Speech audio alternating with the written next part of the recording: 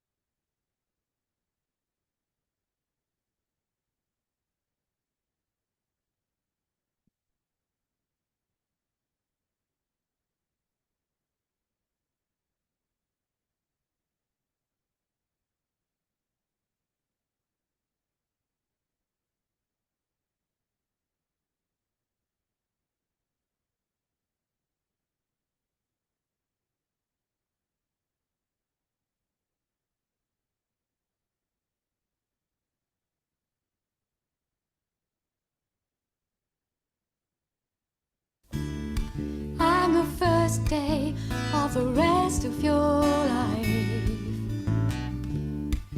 What will you do with me? I'm the first day of the rest of your life. What will you do with me? Will you waste me on regrets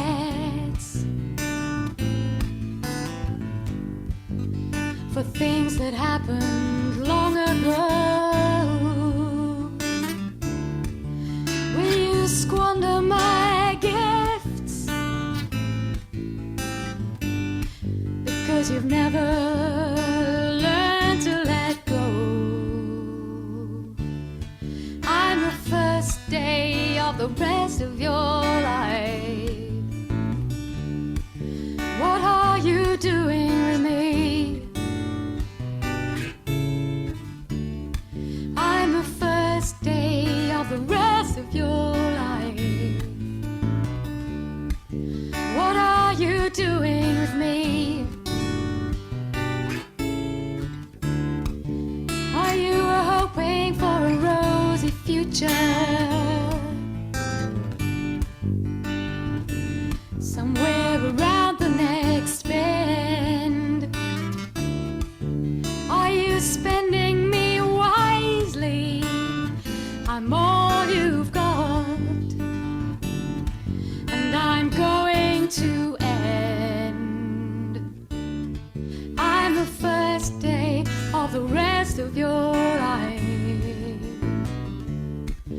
What have you done with me? I'm the first day of the rest of your life. What have you done with me? Have you spent me wondering what lies ahead?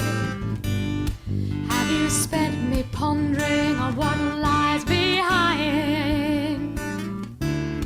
Have I slipped through your fingers while you've been busy looking forwards or backwards in time?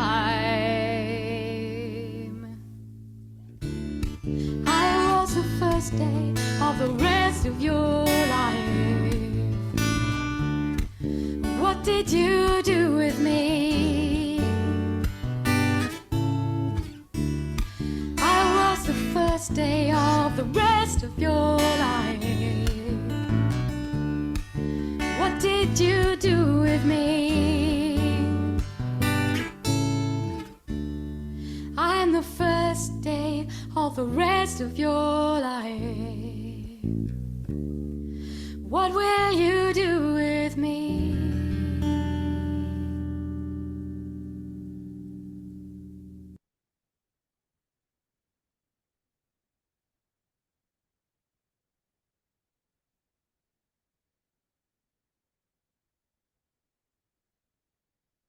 Good morning, everyone. You enjoyed it? I'm glad. It's a good song. Let me just, there's a couple more people I need to admit into the room. Welcome in. I have 3 windows that all say Julie's note taker. So Julie's note taker, whoever you are, I hope that something is working here for you to be able to do things. And a couple of faces that I'm noticing are new to this course, which is absolutely fine.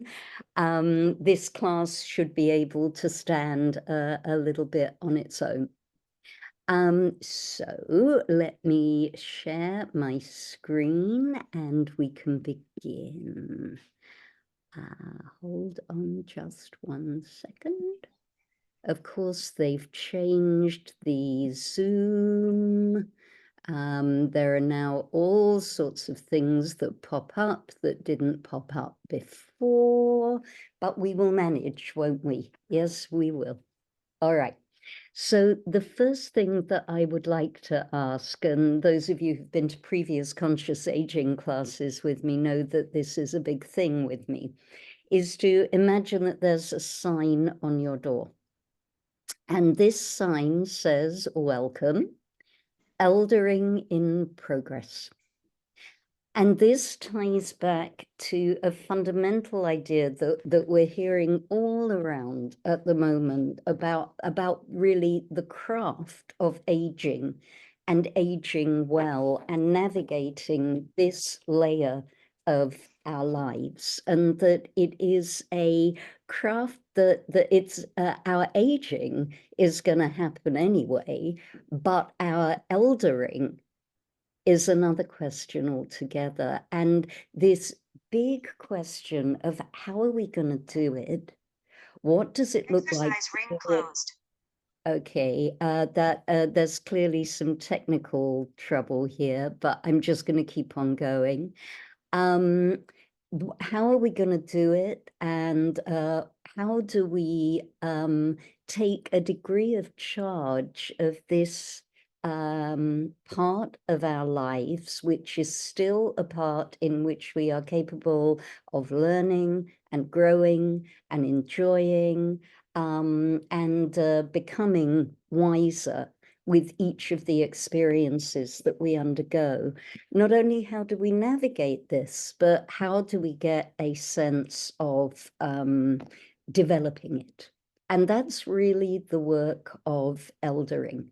There's a lot of it around in the Jewish community at the moment. I don't know how many of you were at the Aging Conference, the online conference on Thursday, when Rabbi Brous spoke. It's quite a big thing in the Jewish community at the moment. And one of my tasks at IKAR, which is a very welcome task to me because I'm in this demographic and I sit with these questions myself, is what does eldering look like in our community? How does IKAR do eldering? And can we be doing it better? So this course is part of a greater initiative in exploring that together and building community together, sharing wisdom, connecting with each other. 25% of the IKAR community is over 55 years old. And one of the things that I've noticed over the past year that I've been exploring this work is that actually the work of aging begins earlier in life than we think it does. Okay, but it's never too late to begin. It's like yoga. It's never too late to begin. So turning to what we're going to be doing today, this is the third session based around Reb Zalman Schachter Shalomi's The December Project. He wrote two books. Those of you who have done conscious aging work with me before may have done the 6-part course that we did based on the book that he wrote in his 60s, which was called From Aging to Saging. The December Project is based on a series of interviews that were done with him when he was in his 80s, when the landscape looked a little bit different. That's his co-author there in the picture. And the definition of the December Project is on this slide here, that you're in the December of your years. You know you're coming to the end of your tour of duty. What is the spiritual work of this time? And how do you prepare for the mystery? I don't think we're seeing a slide. I'm sorry to interrupt. Yeah, thank you for interrupting. I can see it. That's a good reason to interrupt. Let me reshare and let me see if any. I see it. I can see it still. Yeah. I can see it also. Okay, so Laurel, not sure what's going on. I wonder if it's something in your Zoom settings. Bear with me, I send the slides around after every session and I normally talk through them. So if you fiddle with the Zoom settings and you still can't see them, don't worry. A written copy will be on the way and you'll get the gist if you just listen. Is that okay? That's fine. Maybe because I joined late. No, I don't think so. I just reshared them. So it's when you say you reshared, is it something you put in the chat? No, it's I shared my screen. Yeah, I'm not seeing it. Isn't that funny? Okay, when we get to break, if you can bear with me for the first part of the session, I'll turn it into a PowerPoint. Do I have your email, Laurel? Put your email in the chat and then I'll email a copy to you. Will that work? Sure, thank you. Good, you're welcome. Okay, let me just see.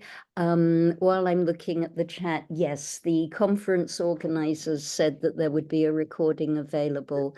So if you were signed up for the conference, you should get an email from them over the course of the next week or so. Okay, so let me read then. The December Project begins with this core idea that you're in the December of your years and you know you're coming to the end of your tour of duty.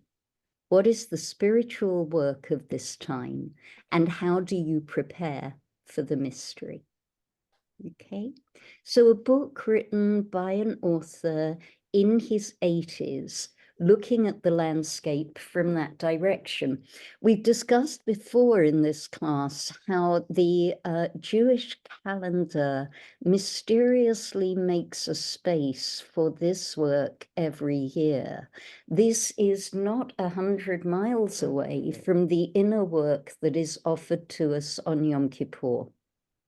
When we dress in our shrouds, when we stop eating and drinking and doing things that are pleasurable to us, we step away from the body, we rehearse our death, and then we look back on our life from the point of view of having died. What would we do differently? The joy of Yom Kippur is that all things being equal, Yom Kippur ends and our lives begin again. This is one of the deep inner dimensions of Teshuvah, the knowing that we can change. And we take it to the extreme of physically pretending to die in order to create a space to do that work and to create that turnaround. Very, very powerful. And that's going to be very much the flavor of today.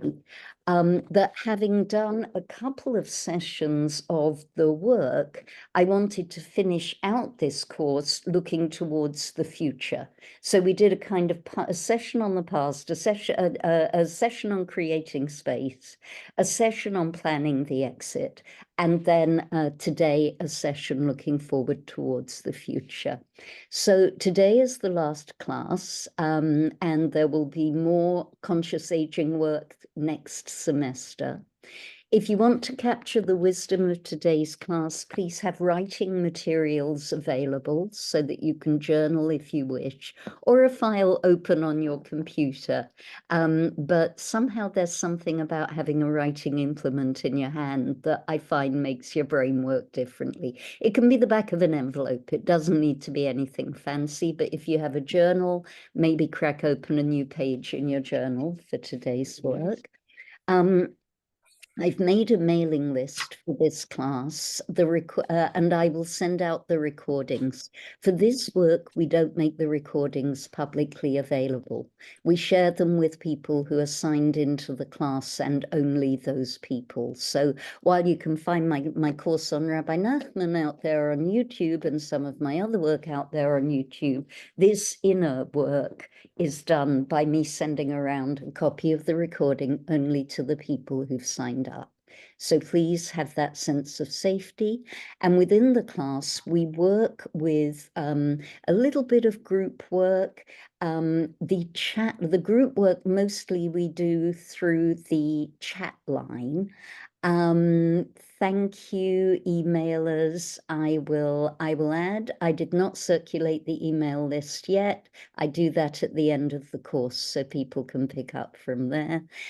So we keep the chat line open. There's some personal work. I'm going to ask you to do some actual journaling today. And then we break out into small group for two reasons, really. The first is to get to connect with each other properly.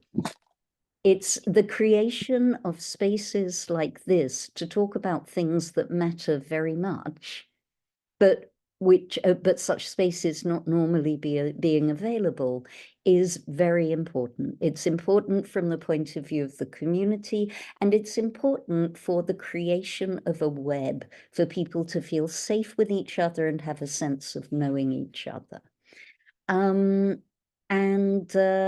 I always do this. There are two things, and I remember what the first one was, and then the second one flies away.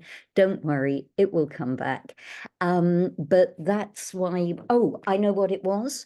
It's that there is, of course, in our age group, we already have quite a bit of accumulated wisdom. So in these classes, the, as it were, horizontal sharing is as important as the vertical sharing. It really is. In these classes, I see myself as facilitator rather than teacher, and we are collectively learning from each other. That's important. It's an important difference from me standing at the front of the room saying, here's what you need to know about eldering. Okay, so we step into that field. Our sessions are confidential. We don't share without clear permission. If we have that permission, we do not name where the wisdom came from. And that's important for the safety of the space. And our touchstones for speaking with each other, these are from the teacher Parker Palmer, of whom you may have heard. These are guidelines for creating a group for soul work, which is what this is that we give and receive welcome. We're present as fully as possible. That means perhaps that even if we're in our pajamas, we'll put the camera on when we're in the small group so that people can see our faces. I don't mind so much when we're in the big group. I leave that to you. We speak our truth in ways that respect the truth of others. We respond with questions and not answers. I've always thought of this as being a very Jewish thing. There's such a difference in the quality of the discourse if we respond with, never thought about it that way before. Can you tell me more about that? And saying, you know what, I think you're definitely wrong about that. One is an invitation. One is what my mother, of blessed memory, would call a kibosh. Oof, shuts the conversation right down. So we try to be open. We respond with questions. We contribute in those small sessions by invitation and not by demand. So it's open to us to say, I would love to be here to listen, but I feel I can't talk today, and have that accepted. And we don't fix, we don't save, we don't advise, and we don't correct each other. It's a particular kind of modality. It almost kind of sort of lives next door to the listening work that we were doing in the last round of house parties, and it's transformational. It really makes a difference in how we encounter each other. So, getting towards the work, I promise, but a space like this needs setting up carefully. So I'll ask for your indulgence for a few more slides, which I will read through. So last time we did some difficult work. Last time we worked directly on the planning the exit work, the pre-death work, putting our affairs in order, making a living, have we made a living will? Have we set up powers of attorney? On the desktop of our computer, is there an emergency list so that if something happens to us, people can easily call people, get access to what they need to help us? I gave people a choice of which area of work they were going to do in pairs. So another possible exit subject is the assigning of gifts of gratitude. To whom do we want to give our beloved objects and why? One direction to take is the writing of letters to our loved ones. So we had one pair last time who dove quite deeply into that work. What would a letter to their children about their Jewish identity look like? Another way to approach exit work is to rehearse our final moments. Partly that's the work of Yom Kippur, but also in terms of practicing letting go, do we want to plan how we want our bed to be at the end? Not only the medical aspects, but the quality of the room. Do we want people in the room with us? Do we want people singing or praying with us? How do we practice letting go? That's deep work.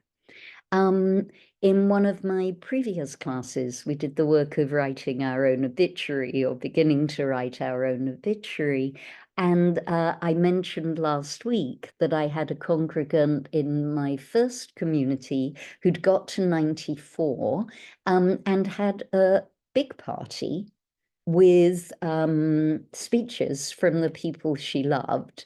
If people who watch Grace and Frankie, there was an episode about this as well, where a woman had she chose to have her funeral in advance of dying. So she had a close of life service. Is that something we would want? What would that look like? So those were the areas that we looked at last time, only one or two of them, and they are all of them dealt with more deeply in the book. So if we want to pursue that work, it's worth looking at the book. Today, as I said, we're going to take the perspective of having touched on death. How should we now live? And as I said, we have the neurological pathways for this from Yom Kippur, that this is the inner work of Yom Kippur. Were I to die tomorrow, were I to die in 3 days' time, were I to die next week or next month or in 3 months' time, how would it change how I am living right now today? Okay, that's the work. And that's what we're going to be looking at more deeply in our work today. A good way of getting ready to do deep work is to access gratitude. There is something about feeling grateful that opens the heart and prepares it for the work. And so as a kavanah, as an intention for our work today, I want to offer this poem by John O'Donoghue. And I wonder if somebody who can see the screen would be willing to read it. Do we have a volunteer reader? Don't be shy, just go ahead and unmute and lean in. Gratitude. I give thanks for arriving safely in a new dawn, for the gift of eyes to see the world, the gift of mind to feel at home in my life, the waves of possibility breaking on the shores of dawn, the harvest of the past that awakes my hunger, and all the furtherings this new day will bring. Thank you. Thank you, Rabbi Zaki. Thank you so much. It's good to have your voice and John O'Donoghue's voice together. Thank you. Okay. Hold on a second. Thank you, Marcy. Yes, amen. So here's the thing. Here's another resource that I've used for aging work, although I personally do not love this person's writing style. This is an interesting starting point for How Shall I Live Now? And more years ago than I care to remember, I put together a Yom Kippur sermon around the top 5 regrets of the dying. Okay, so here they are. I wish I'd had the courage to live a life true to myself, not the life others expected of me. I wish I hadn't worked so hard. I wish I'd had the courage to express my feelings. I wish I had stayed in touch with my friends. I wish that I had let myself be happier. Okay. And those 5 regrets, courage to live true to ourselves, not having worked so hard, having had the courage to express our feelings, having stayed in touch with our friends, having let ourselves be happier. The author, Bronnie Ware, and you can get this as a book, The Top 5 Regrets of the Dying. She was a hospice nurse, a kind of death doula before death doula really became a thing. And she heard people express these 5 regrets over and over and over again in her work. So one way of asking ourselves, this adds an extra layer to asking ourselves, how shall we live now? First, we imagine what would it be like if we went to sleep and didn't wake up? And then we push ourselves towards the idea of, if we went to sleep and didn't wake up, what would we regret? What would our main regrets be? So I am going to,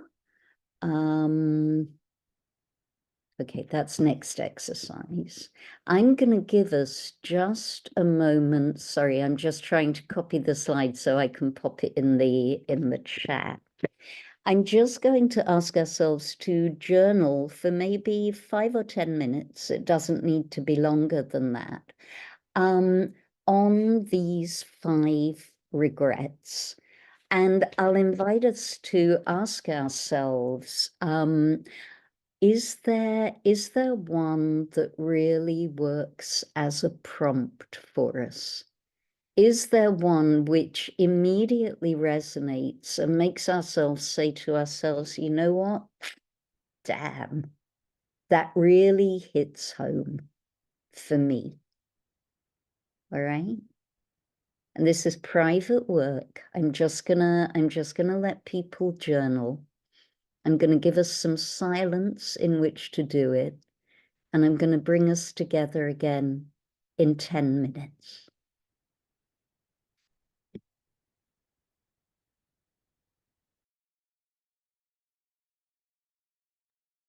Oh, forgive me. And I should say, if you want to pick more than one to journal on, of course, that is okay as well.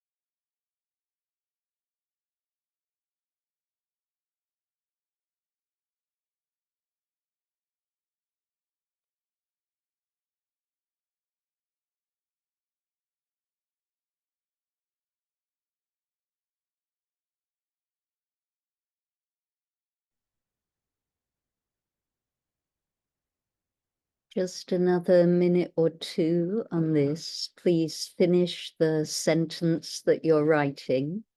And then I have a second stage to this exercise.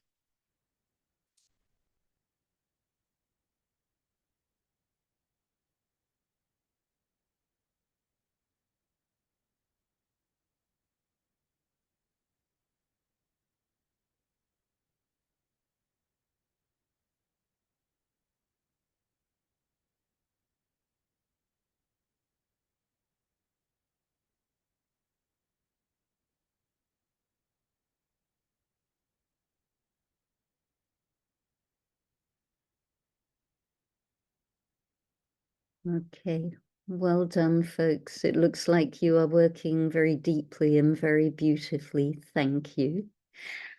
So the next stage is, now that we've primed the pump, as it were, we're going to do another exercise, which I'm going to prompt you with, that is going to require you to draw a diagram that looks like that. Can everybody see? It looks like a donut that you haven't quite cut in half yet. So if you can grab yourself either a page in your journal or a spare sheet of paper or the back of a cereal box or whatever is to hand, assuming anybody eats cereal at this point in our lives, which we might not. This is the exercise. So just give me a moment to share. All right. So claiming your unlived life. All right, this is just at the end of it, you're going to end up with a little clarity and a little map of what you want to be doing. So you've probably all done this already. Take a piece of paper, draw a large circle on it, draw a hole in the donut, and write in the hole "still to do." This is your still to do diagram. So we've moved from things that we regret not doing into the what are we going to do now place, and then split the circle in two. The donut that's not quite cut in half. Everybody good so far? I'm seeing nods and thumbs. This is encouraging. Good. Then write on, it doesn't matter which side you write these on, actually, but one section of the circle is going to be headed "need to do."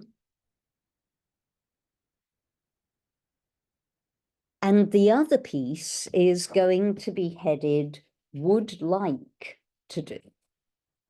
Okay, this is exercise 10 from the back of the book, actually. Okay. Would you show the diagram again, please? Of course. Yeah? Okay. So one is need to do and one is would like to do. And here are the two examples that are given in the book. A need to do would be secure funding for our organization so it can continue to thrive. Yeah, more like the work that we did last week, the planning, the exit work. So we keep that on our radar, right? That is still work that needs doing. And an example of the second is see my children marry and have children.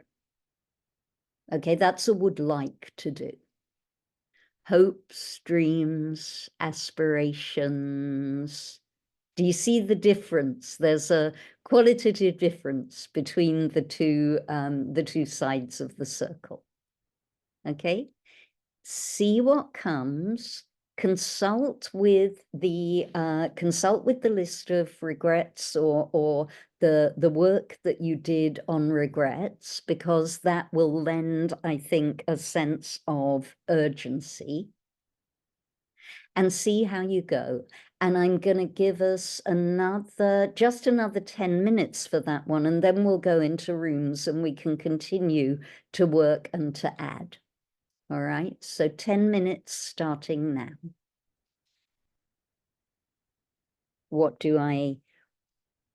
do I need to do? What would I like to do?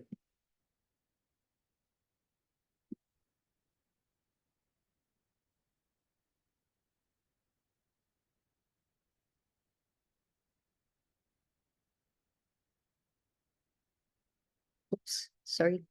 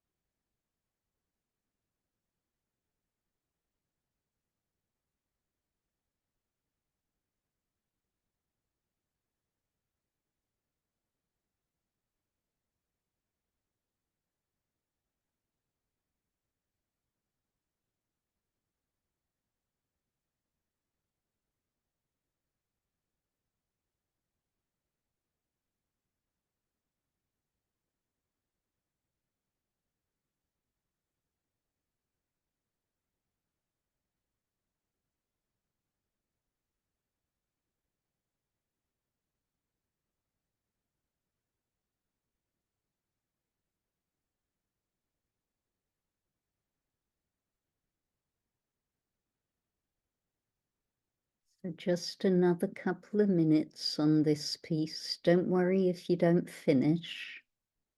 It's just a beginning.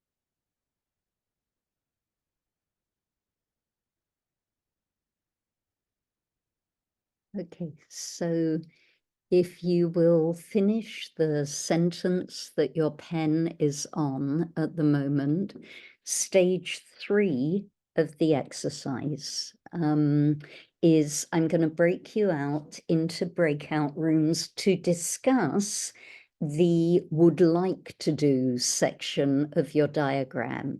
We did a little bit of the need to work last week. So now I want to focus it. The need to is important and it often comes first to us, but I want to focus in on the would like to aspect of the diagram. And if you are willing, please introduce yourselves, please share, please see if there are, remember this is not, sharing is not compulsory, but it's welcomed for the wisdom that we can pull and the wisdom that we can offer.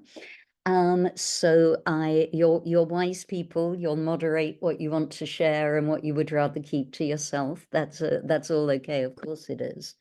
And I would invite you also, if you want to, the final stage of this exercise is to look at what you've collected in the would like to do column and ask yourself deeply, is this going to bring me pleasure or is this going to make me happy?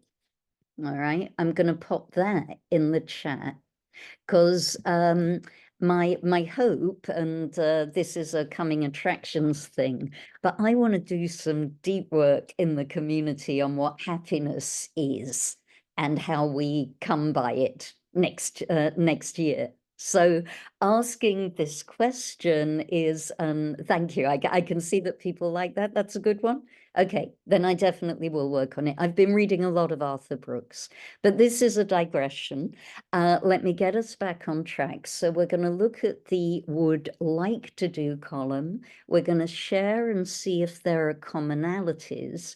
Then we are going to question how many of those things in the would like to do column are there because they're going to bring us pleasure, as distinct from making us happy.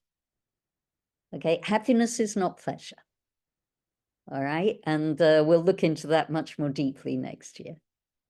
Everybody good? Enough to keep us busy for half an hour and get to know each other a little bit better? Good. All right. So 30 minutes of breakout rooms. I've put you in 2s and 3s, and we'll come back together at the end for a little bit of sharing. Off we go. 3.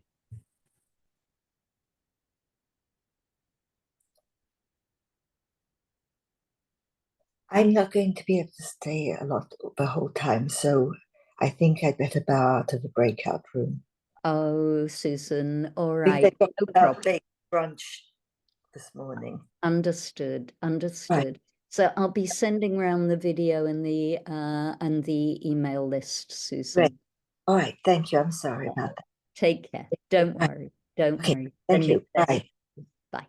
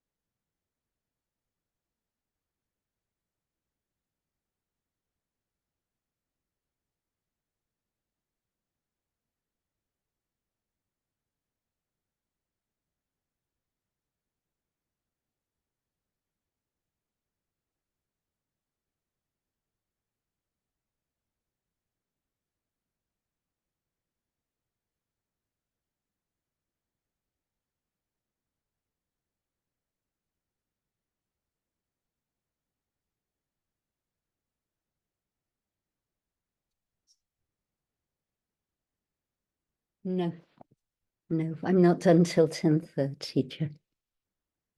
Are you done in that room? Yes, yes, I'm sorry.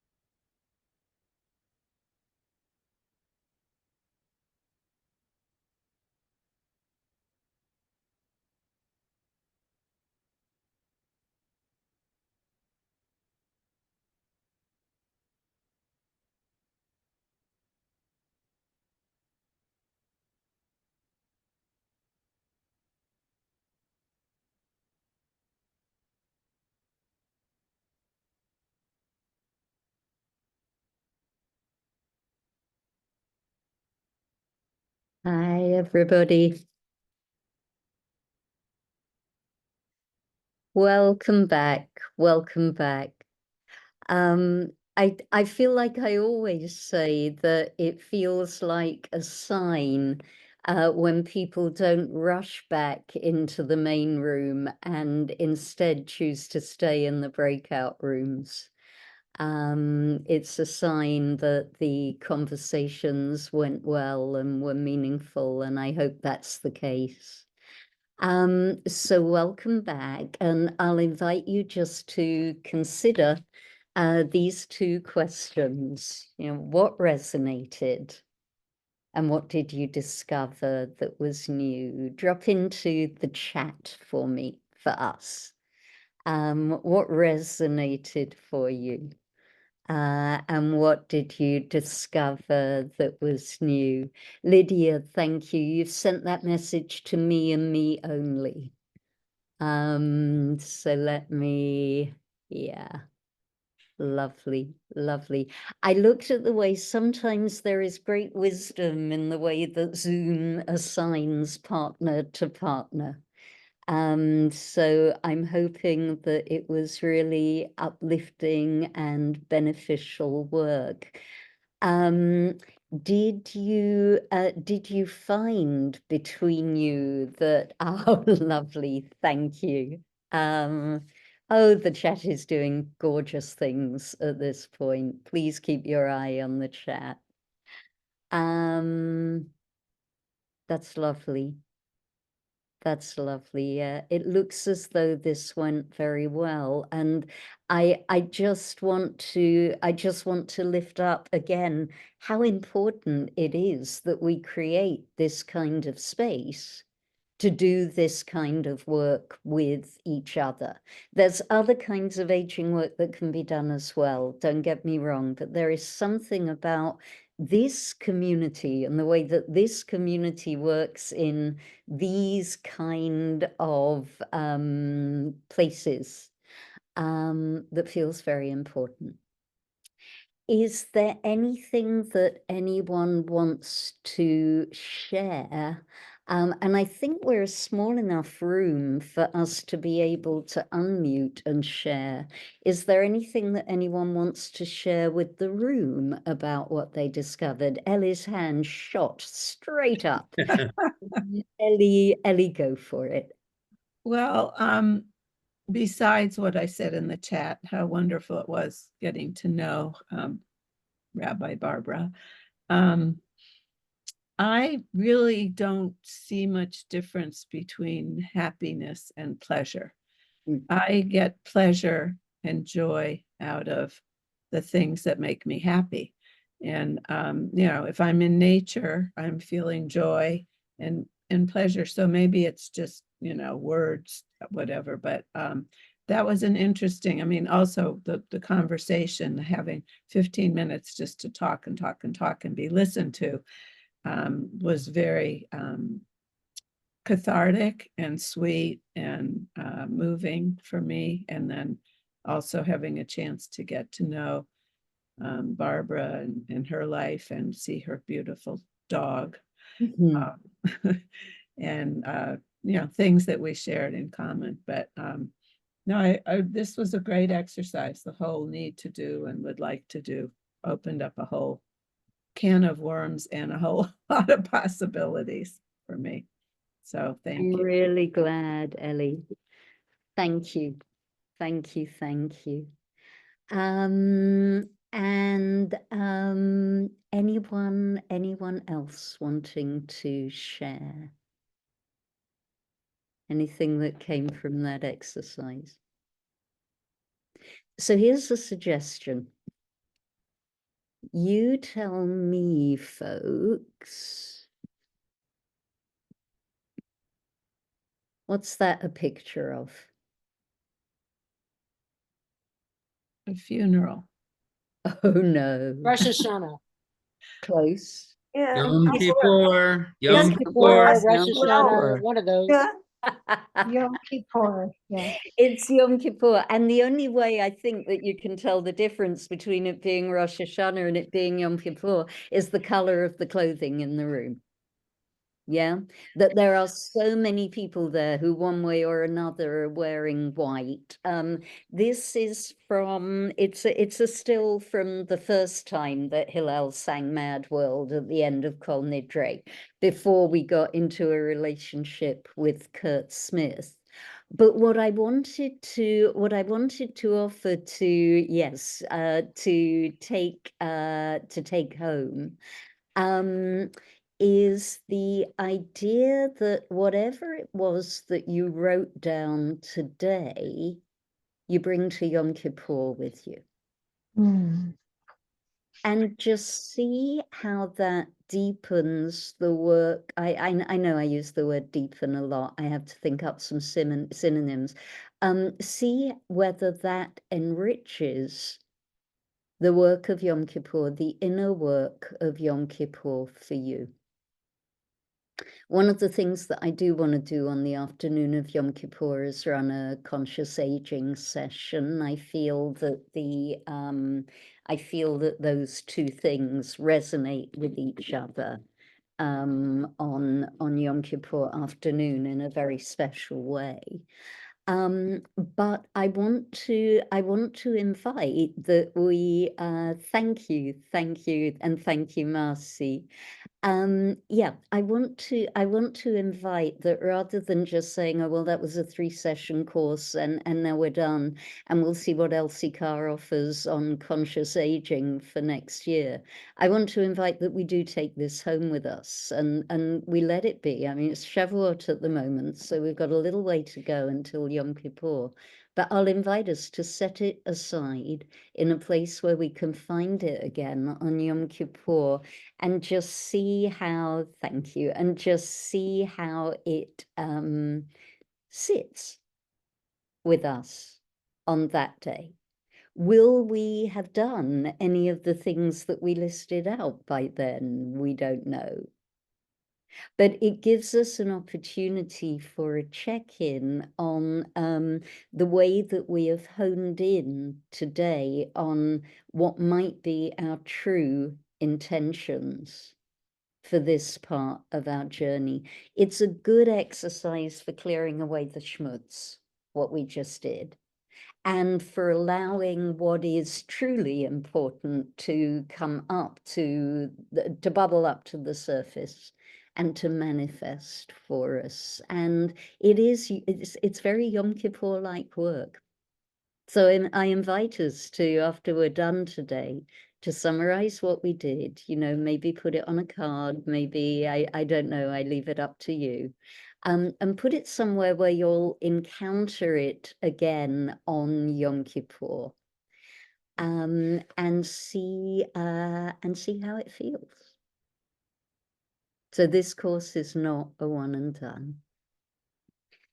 I want to leave us just a little bit of time to express any gratitude. And then I want to take 2 minutes to tell you what's coming down the turnpike for next year. And then I can let you go and we can head into our Sundays. And one way or another, we will see each other soon, I hope. Please, everybody, make sure I have your email. Julie, I don't think I have yours. I've already added Laurel to the list. Diane, you were already on the list with your address, so I don't know, maybe your algorithm didn't like me, but I promise you're on there. And Mark, I will add you to the list for this class as well, so that you get the complete materials circulated. Great, thank you. I loved seeing the gratitude for working in partnership. That made me very, very happy. Any other gratitudes before we close? Okay. Thank you all. I want to thank all of you, because the thing about this kind of class, as opposed to, I am a rabbi teaching a class and I have a source sheet, which nothing wrong with that. There's always wisdom from the tradition. But this always feels like a much softer and more permeable kind of experience. And I'm very grateful that people are willing to step into a different kind of space. So thank you to all of you, and thank you for sharing your wisdom. Agree, exactly what Marcy just said. Yes, thank you, everyone. Thank you. Thank you, So Rabbi. let me offer us a closing blessing as we go out into our Sunday, along with the hope that we will see each other soon, and we will continue to work together within this holy community to create pathways for us to elder with grace and with wisdom. This is just the beginning. There's a lot, I think, that we can be doing together. So just take a moment, just take a breath.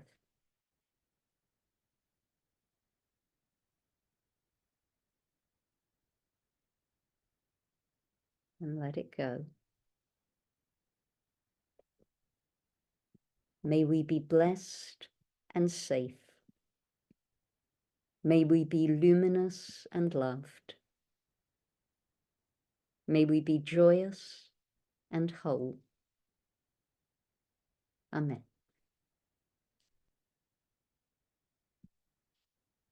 Thank you, everyone. Please go ahead and unmute so that we can say goodbye. Thank you. Guys, thank you. Thank you. Bye. This was great. Thank you all. Thank Thank you. you, Rabbi. Let's Thank meet Shalom, again. shalom. Yeah. Thank you so much. See each other soon. God bless. Very Bye-bye. soon. Bye-bye. Bye. Bye-bye. See you, Leah, Leah. tomorrow. Bye. Yeah.